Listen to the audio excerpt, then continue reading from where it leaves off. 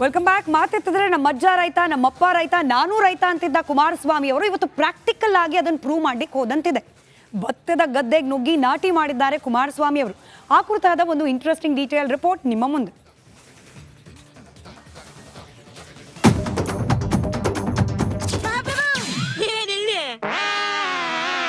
Original ರೈತರು ನಾವು ಯಾವನ್ನ famous ಮಾಡಬೇಕು, ನಾವು ಫೇಮಸ್ ಆಗ್ಬೇಕಂತ ಬಂದಿಲ್ಲ. ನಮ್ಮನೆ ದುಡ್ಡು ಖರ್ಚು ಮಾಡಿ ನಾವು ಸಾಕ್ತಾ ಇರೋದು ಇವತ್ತು. ರಾಜಕೀಯ ರಾಜಕೀಯ ರಾಜಕೀಯ, ಬೆಳಗ್ಗೆ ಎದ್ರೆ ರಾಜಕೀಯ, ಮಧ್ಯಾಹ್ನ ಬಂದ್ರು ರಾಜಕೀಯ, ರಾತ್ರಿಯಾದ್ರೂ ರಾಜಕೀಯ. ಇದೆಲ್ಲದರಿಂದ ರೋಸಿ ಹೋಗಿರೋ ಕೇಂದ್ರ ಸಚಿವರು ಇವತ್ತು ಸ್ವಲ್ಪ ಡಿಫ್ರೆಂಟ್ ಆಗಿ ಕಾಣಿಸ್ಕೊಂಡ್ರು. ಒರಿಜಿನಲ್ ರೈತರು ನಾವು.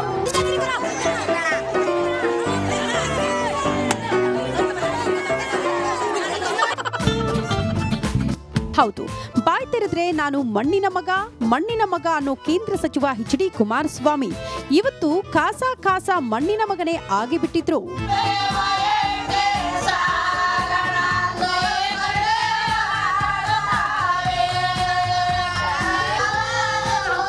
ರಾಜಕೀಯ ಕೆಸರಿನಿಂದ ದೂರ ಸರಿದ ಕುಮಾರಣ್ಣ ಕೆಸರು ಗದ್ದೆಗೆ ಇಳಿದು ಭತ್ತ ನಾಟಿ ಮಾಡಿದ್ರು. ಮಂಡ್ಯ ಜಿಲ್ಲೆ ಪಾಂಡವಪುರ ತಾಲೂಕಿನ ಸೀತಾಪುರ ಗ್ರಾಮದಲ್ಲಿ ಹಬ್ಬದ ವಾತಾವರಣ ಸೃಷ್ಟಿಯಾಗಿತ್ತು. ಯಾಕಂದ್ರೆ ಇದೇ ಗ್ರಾಮದ ಲಕ್ಷ್ಮಣ ಎಂಬುವರ ಜಮೀನಿನಲ್ಲಿ ಸಚಿವ ಕುಮಾರಸ್ವಾಮಿ ಭತ್ತ ನಾಟಿ ಮಾಡಿದ್ರು.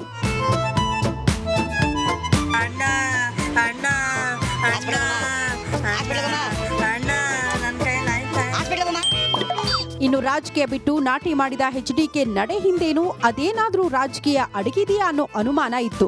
ಅದ್ಯಾಕಂದ್ರೆ ಇವರೆಂಥ ಮಣ್ಣಿನ ಮಗ ಅಂತ ಪ್ರಶ್ನೆ ಮಾಡೋ ನಾಯಕರಿಗೆ ಕುಮಾರಣ್ಣ ಈ ರೀತಿ ಕೌಂಟರ್ ಕೊಟ್ರು. ಒಂದು ಕಡೆ ಕುಮಾರಸ್ವಾಮಿ ನಾಟಿ ಮಾಡ್ತಿದ್ರೆ, ಇನ್ನೊಂದು ಕಡೆ ಸೋಬಾನೆ ಪದ ಹಿಮ್ಮೇಳ ಗಮನ ಸೆಳೀತು. ಆನಂದ್, ರಿಪಬ್ಲಿಕ್ ಕನ್ನಡ, ಮಂಡ್ಯ. ರಾಜ್ಯಾಧ್ಯಕ್ಷ ಮಾಡೋಕ್ ಮುಂಚೆಯಿಂದಲೂ ಕೂಡ ಆರೋಪಗಳ ಸುರಿಮಳೆಯನ್ನೇ ಸುರಿಸ್ತಿದ್ದಾರೆ. ಅದ್ರ ಮುಂದುವರೆದ ಭಾಗ. ಉತ್ತರದಲ್ಲಿ ಕೂಡಲ ಸಂಗಮದಿಂದ ಬಳ್ಳಾರಿವರೆಗೂ ಪಾದಯಾತ್ರೆಯನ್ನ ಮಾಡ್ತೇವೆ ಅಂತ ಹೇಳಿ ಹಠಕ್ ಬಿದ್ದಂತಿದೆ ಈ ಅಸಮಾಧಾನಿತರ ಬಣ. ಹೈಕಮಾಂಡ್ ಅನುಮತಿ ಪಡೆದು ಪಾದಯಾತ್ರೆಯನ್ನ ನಡೆಸೋದು ಇವರ ಉದ್ದೇಶ ಆಗಿದೆ. ಮೂಡಾ ಬಿಟ್ಟು ವಾಲ್ಮೀಕಿ ನಿಗಮದ ಹಗರಣವನ್ನ ಮುನ್ನೆಲೆಗೆ ತರೋದು ಉದ್ದೇಶ. ಬಿಜೆಪಿ ಅಂದ್ರೆ ಕೇವಲ ಅಪ್ಪ ಮಕ್ಕಳ ಪಕ್ಷ ಅಲ್ಲ, ನಾವು ಕೂಡ ಪ್ರಬಲ ನಾಯಕರಿದ್ದೇವೆ. ನಾವು ನಡೆಸುವ ಪಾದಯಾತ್ರೆಗೂ ಕೂಡ ಬೆಂಬಲ ಸಿಗತ್ತೆ. ವಿಜಯೇಂದ್ರ ಅವರಷ್ಟೇ, ಯಡಿಯೂರಪ್ಪನವರಷ್ಟೇ ಬಲ, ಬೆಂಬಲ, ಕಾರ್ಯಕರ್ತರ ಒಂದು ಬೆಂಬಲ ನಮಗೂ ಕೂಡ ಇದೆ ಅನ್ನೋದನ್ನ ಬಿಂಬಿಸುವ ಪ್ರಯತ್ನವನ್ನ ಉತ್ತರದ ಬಿಜೆಪಿ ನಾಯಕರು ಮಾಡ್ತಾ ಇರುವಂತೆ ಕಾಣ್ತಾ ಇದೆ. ಬಿಜೆಪಿಯಲ್ಲಿ ಕಟ್ಟ ಹಿಂದುತ್ವವಾದಿಗಳನ್ನ ಮೂಲೆ ಗುಂಪು ಮಾಡಲಾಗಿದೆ ಅನ್ನೋ ಆರೋಪ ಇದೆ. ಯತ್ನಾಳ್ ಅವರ ಆದಿಯಾಗಿ ಮೂಡಾ ವಿರುದ್ಧ ಪಾದಯಾತ್ರೆ ನಡೆಸಿರೋದು ಹೊಂದಾಣಿಕೆ ರಾಜಕೀಯದ ಒಂದು ಸ್ವರೂಪವಾಗಿ ಯತ್ನಾಳ್ ಅವರು ಇದು ಆನ್ ದ ಫ್ಲೋರ್ ಹೇಳಿರೋದನ್ನ ನಾವು ಗಮನಿಸಿದ್ದೇವೆ. ಸೆಷನ್ ನಡೀತಿರೋ ಸಂದರ್ಭದಲ್ಲಿ ಹೇಳಿದ್ದಾರೆ, ಡಿ.ಕೆ. ಶಿವಕುಮಾರ್ ಅವರನ್ನ ಮುಖ್ಯಮಂತ್ರಿ ಮಾಡಲಿಕ್ಕೆ ವಿಜಯೇಂದ್ರ ಅವರು ಒಳಗೊಳಗೆ ಹೊಂದಾಣಿಕೆ ಮಾಡಿಕೊಂಡಿದ್ದಾರೆ, ಹಾಗಾಗಿ ಪಾದಯಾತ್ರೆ ಮಾಡ್ತಿದ್ದಾರೆ. ಕೇವಲ ಸಿದ್ದರಾಮಯ್ಯನವರ ವಿರುದ್ಧವಾಗಿ ಕೇವಲ ಒಬ್ಬ ವ್ಯಕ್ತಿಯನ್ನ ಟಾರ್ಗೆಟ್ ಮಾಡ್ಕೊಂಡು ಪಾದಯಾತ್ರೆ ಮಾಡೋದಲ್ಲ, ಇಡೀ ಕಾಂಗ್ರೆಸ್ ಸರ್ಕಾರದ ವಿರುದ್ಧವಾಗಿ ಹೋರಾಟ ಮಾಡಿ ವಾಲ್ಮೀಕಿ ಹಗರಣಕ್ಕೂ ಕೂಡ ಅಷ್ಟೇ ಪ್ರಾಶಸ್ತ್ಯ ನೀಡಿ ಯತ್ನಾಳ್ ಅವರ ಮಾತಿದು. ನೀವು ಮೂಡಾ ಪಾದಯಾತ್ರೆ ಮಾಡಿರೋದೇ ಹೊಂದಾಣಿಕೆ ರಾಜಕೀಯ ಅನ್ನೋ ಆರೋಪವನ್ನ ಯತ್ನಾಳ್ ಅವರು ಮಾಡ್ತಿದ್ದಾರೆ. ಡಿ.ಕೆ. ಶಿವಕುಮಾರ್ ಅವರ ಅಣತಿಯಂತೆ ಈ ದೋಸ್ತಿ ನಾಯಕರ ಯಾತ್ರೆ ನಡೀತಾ ಅನ್ನೋ ಅನುಮಾನ. ಬೆಳಗಾವಿ ಭಾಗದ ನಾಯಕರ ಮಾತುಗಳಲ್ಲಿ ಇದು ಮತ್ತೆ ಸ್ಪಷ್ಟವಾಗ್ತಾ ಇದೆ. ಬೆಳಗಾವಿಯ ಅತೃಪ್ತರ ಸಭೆಯಲ್ಲೂ ಕೂಡ ಘಟಾನುಘಟಿ ನಾಯಕರು ಭಾಗಿಯಾಗಿದ್ದಾರೆ. ರಮೇಶ್ ಜಾರಕಿಹೊಳಿ, ಮಾಜಿ ಸಚಿವ ಅರವಿಂದ್ ಲಿಂಬಾವಳಿ, ಅವರ ಜೊತೆಯಲ್ಲಿ ಮಾಜಿ ಸಂಸದ ಪ್ರತಾಪ್ ಸಿಂಹ, ಅಣ್ಣಾ ಸಾಹೇಬ್ ಜೊಲ್ಲೆ, ಕುಮಾರ್ ಬಂಗಾರಪ್ಪ, ಜಿ.ಎಂ. ಸಿದ್ದೇಶ್ವರ್, ಶಾಸಕರಾದ ಬಿ.ಪಿ. ಹರೀಶ್, ಹೀಗೆ ಸಾಲು ಬಿಜೆಪಿಯ ನಾಯಕರು. ನಾನಾಗಲೇ ಹೇಳಿದಾಗೆ ಬೆಂಗಳೂರಿನಲ್ಲಿ ನಡೆದ ಸಭೆಯಲ್ಲಿ 4 ಜನ, ಇವತ್ತು ಆ ಸಂಖ್ಯೆ ಹೆಚ್ಚಾಗಿದೆ. ಅಲ್ಲಿಗೆ ಬಿಜೆಪಿಯಲ್ಲಿ ಅಸಮಾಧಾನ ಅನ್ನೋದು ಹಂತವಾಗಿ ಸಾಗ್ತಾ ಇದೆಯಾ ಅನ್ನೋ ಅನುಮಾನ ದಟ್ಟವಾಗ್ತಾ ಇದೆ. ಡ್ಯಾಮ್ ವಿಚಾರದಲ್ಲೂ ಕೂಡ ರಾಜಕಾರಣಿಗಳದ್ದು ಅಂಥದ್ದೇ ಧೋರಣೆ ಕಾಣಲಿಕ್ಕೆ ಸಿಗ್ತಾ ಇದೆ.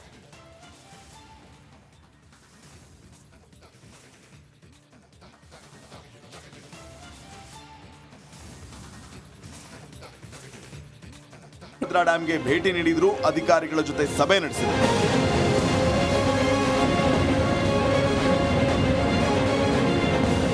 ಇಷ್ಟು ದಿನ ಬರೀ ರಾಜಕೀಯ ಕೆಸರಚಾಟ, ಏಟು ಎದುರೇಟು, ಪರಸ್ಪರ ವಾಕ್ ಸಮರದಲ್ಲೇ ನಾಯಕರು ಬ್ಯುಸಿ ಆಗಿಬಿಟ್ಟಿದ್ದಾರೆ. ಇನ್ನಾದ್ರೂ ಅದನ್ನೆಲ್ಲ ಬಿಟ್ಟು ಆಡಳಿತ ನಿರ್ವಹಣೆ ಬಗ್ಗೆ ಕೊಂಚ ನಿಗಾ ವಹಿಸಬೇಕಾಗಿದೆ. ಇಲ್ಲದೆ ಇದ್ರೆ ಇನ್ನೂ ಅದೇನು ಅವಾಂತರಗಳ ಸೃಷ್ಟಿಯಾಗುತ್ತೋ ಏನೋ. Bureau report, republic Kannada. ಆಗಿರಬೇಕು ಅಂತೇಳಿ ಎಲ್ಲರೂ ಕೂಡ ಇನ್ಸ್ಟ್ರಕ್ಷನ್ಸ್ ಕೊಟ್ಟಿದ್ದೀವಿ. ಅವ್ರ ಒಂದು ಒಪಿನಿಯನ್ ಏನಿದೆ ಅಂತಂದರೆ, ನೀರು ಓಪನ್ ಮಾಡದೆ ನಾವು ಅದನ್ನು ರಿಪೇರಿ ಮಾಡೋಕ್ಕಾಗೋದಿಲ್ಲ ಅಂತ. ಬಟ್ ಎಕ್ಸ್ಪರ್ಟ್ಸ್ ಕಮಿಟಿ ಏನು ಹೇಳ್ತಾರೆ ಅಂದ್ಬಿಟ್ಟು ಅಲ್ಟಿಮೇಟ್ಲಿ ಫೈನಲ್ ನಾವು ನೋಡಬೇಕಾಗಿದೆ. Dam important. ಈ ಡ್ಯಾಮು ತುಂಗಭದ್ರಾ ಡ್ಯಾಮ್ ಏನಿದೆ, ಸುಮಾರು 12 ಲಕ್ಷ ಎಕರೆಗೆ ರೈತರಿಗೆ ನೀರನ್ನು ಒದಗಿಸ್ಕೊಡ್ಲಿಕ್ಕೆ ಕಟ್ಟಿರೋಂಥ ಒಂದು ಡ್ಯಾಮು. ಇದು ದೊಡ್ಡ ಇತಿಹಾಸ ಇದೆ. ಎಲ್ಲ ಕಾಲದಲ್ಲೂ ಕೂಡ ಈ ಡ್ಯಾಮು ಭಾಳ ಉತ್ತಮವಾದ ರೀತಿಯಲ್ಲಿ ಕಾರ್ಯವನ್ನು ನಿರ್ವಹಿಸ್ತಾ ಇದೆ. ಸೊ ತುಂಗಭದ್ರಾ ಡ್ಯಾಮು ಒಂದು ಅದಕ್ಕೆ ಆದಂಥ ಒಂದು ಅಥಾರಿಟಿ ಇದೆ ಅನ್ನೋದು ಕೂಡ ತಮಗೆಲ್ಲ ಗೊತ್ತಿದೆ. ಸೊ ಬೋರ್ಡ್ ಇದೆ. 3 ರಾಜ್ಯದಲ್ಲೂ ಕೂಡ ಇದನ್ನು ಸೇರಿ ಒಟ್ಟಾಗಿ ಇದನ್ನು ನಡೆಸುವಂಥದ್ದು. 10ನೇ ತಾರೀಕು ಅಂದರೆ ನಿನ್ನೆ ರಾತ್ರಿ 12:50 10 ಗೇಟ್ಗಳು ಕಾರ್ಯನಿರ್ವಹಿಸ್ತಾ ಇತ್ತು. 10 ಗೇಟಲ್ಲಿ 19ನೇ ಗೇಟ್ ಏನಿದೆ ಅದು ಕೂಡಲೇ ಚೈನ್ ಡ್ಯಾಮೇಜ್ ಆಗಿ ಆ ಗೇಟ್ ಕಟ್ಟಾಗಿ ಹೋಗಲಿ. ಇಲ್ಲಿ ನಾವು ದೂಷಣೆ ಮಾಡಬೇಕಾಗಿರೋದು ಕೇವಲ ಆಡಳಿತ ಪಕ್ಷ ಒಂದನ್ನು ಮಾತ್ರನ. ನಿನ್ನೆ ರಾತ್ರಿ ಆದ ಅವಘಡ. ಈಗಷ್ಟೇ DK ಶಿವಕುಮಾರ್ ಅವರು ಹೇಳಿದ್ದನ್ನು ಕೇಳಿಸ್ಕೊಂಡ್ರಿ. ನಿನ್ನೆ ಮೊನ್ನೆ ಇಡೀ ಸರ್ಕಾರ, ವಿರೋಧ ಪಕ್ಷಗಳ ನಾಯಕರು ಎಲ್ಲಿದ್ರು, ಏನು ಮಾಡ್ತಿದ್ರು ನಿಮಗೆ ನೆನಪಿದೆ. ಒಬ್ಬರು ಸ್ವಪ್ರತಿಷ್ಠೆಯನ್ನು ಉಳಿಸ್ಕೊಳ್ಳಿಕ್ಕೆ ಸಮಾವೇಶ, ಮತ್ತೊಬ್ಬರು ಅದನ್ನು ಪ್ರಶ್ನೆ ಮಾಡ್ತಾ ಪಾದಯಾತ್ರೆ, ಪಾಲಿಟಿಕ್ಸ್.